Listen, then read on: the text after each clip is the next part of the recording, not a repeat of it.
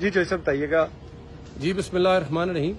میں بحیثیت Lahore police commander اپنے لاہور کے تمام شہریوں، اپنے بزرگوں، بہنوں، بھائیوں، تمام لوگوں سے ایک اپیل کرنا چاہتا ہوں. کچھ لوگ امن کو تباہ کرنے کے لیے پرامن کال دے کر احتجاج کر رہے ہیں، لیکن وہ خونی احتجاج کر رہے ہیں. رات کو ہمارے کانسٹیبل کی شہادت ہوئی ہے اور وہ جتھا بردار لوگوں نے ان کو گولی مار کر شہید کیا ہے. یہ کوئی پرامن احتجاج نہیں ہے. یہ آپ کے بچوں کو جو چھپایا ہوا ہے کسی جگہ پر انہوں نے پناہ لی ہوئی ہے اور یہ تخریب کاری کا کوئی پلان کر رہے ہیں.